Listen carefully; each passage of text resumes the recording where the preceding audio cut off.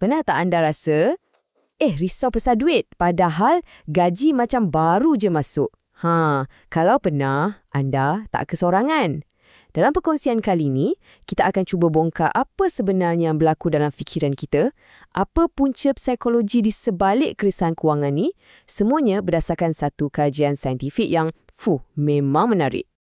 Rasanya semua boleh faham perasaan ni kan? Rasa macam kita ni berjalan atas tali yang sangat-sangat tegang. Satu saja perbelanjaan yang tak dijangka atau satu silap langkah, zas, bajet kita boleh terus hancur. Jadi, apa sebenarnya yang bermain dalam minda kita yang menyebabkan kita rasa macam ni? Okey, ini istilah rasminya, keterdedahan keuangan. Bayangkan balik tali tegang tadi. Kejutan keuangan tu, itu macam tiupan angin yang datang tiba-tiba, yang boleh buat kita hilang imbangan. Isu dia bukan berapa banyak duit kita ada sekarang, tapi berapa sedia kita bila ada benda yang tak dijangka berlaku. Baiklah, jom kita mulakan siasatan kita. Untuk betul-betul faham masalah ni, kita akan teliti satu penyelidikan yang cuba mencari jawapan kepada persoalan besar yang bermain di fikiran kita semua ni. Nah, ini dia file kes kita. Satu kajian yang dibuat ke atas lebih 2,000 rakyat Malaysia, tujuannya memang satu, nak korek rahsia di sebalik kestabilan kewangan kita. Dan yang paling penting, ini bukan agak-agak tau, ini berdasarkan data sebenar. Jadi, daripada kajian ni, para penyelidik dah kecilkan skop siasatan kepada 3 suspek utama. Dan inilah kerangka yang mereka gunakan. Mereka percaya 3 benda ni lah. Membeli belah online secara tak terkawal, cara kita berbelanja dan satu lagi, lokus kawalan adalah punca utama yang boleh tentukan sama ada kita stabil atau terdedah dari segi keuangan. Jom kita kenal suspek nombor 1, membeli belah secara kompulsif. Okey, ini bukan sekadar suka-suka add to cart tau. Ini lebih kepada satu desakan dalam diri yang susah gila nak kawal, dah macam ketagihan. Dan selalunya, ia berakhir dengan hutang keliling pinggang. Memang suspek yang sangat bahaya. Seterusnya, suspek nombor 2, tabiat perbelanjaan kita.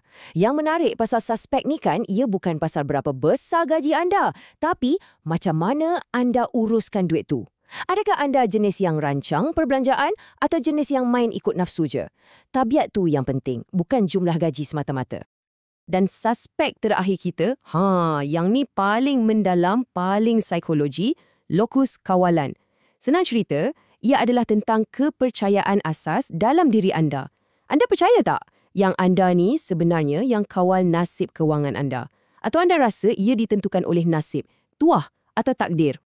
Nak faham konsep ni, senang je. Bayangkan analogi pemandu lawan penumpang. Seorang pemandu percaya dialah yang pegang steering keuangan hidup dia. Dia yang tentukan arah tuju. Manakala seorang penumpang, dia cuma duduk diam, ikut je ke mana kenderaan tu pergi sambil berharap nasib akan bawa dia ke tempat yang baik. Soalannya, anda yang mana satu? Okey, kita dah kenal ketiga-tiga suspek. Sekarang, dah tiba masanya untuk kita tengok keputusan siasatan.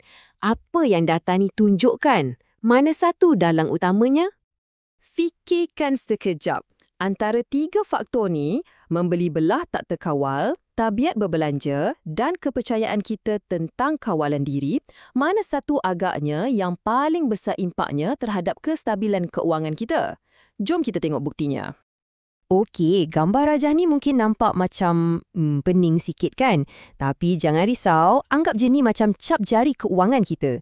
Tak perlu fokus pada semua nombor tu. Yang penting, garisan-garisan ni tunjukkan betapa kuatnya hubungan antara setiap suspek dengan kesihatan dompet kita.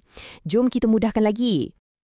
Dan inilah dia jawapannya. Graf ni tunjukkan semuanya dengan jelas. Cuba tengok, lokus kawalan nilainya 0.319, paling tinggi.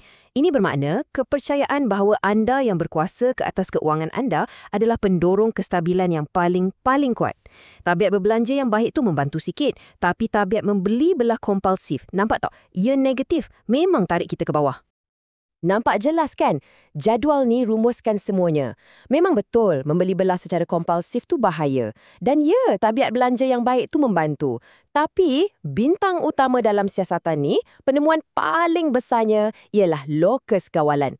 Kepercayaan bahawa anda adalah pemandu hidup anda, itulah perisai kewangan anda yang paling ampuh.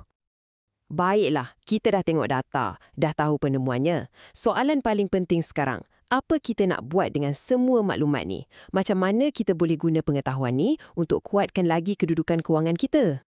Petikan ni yang diambil terus dari kesimpulan kajian, memang kena tepat pada sasaran. Ia merumuskan segalanya. Kestabilan kewangan bukanlah soal nasib. Ia sangat-sangat berkait rapat dengan kawalan diri dan cara kita berfikir. Jadi, ini dia toolkit untuk anda.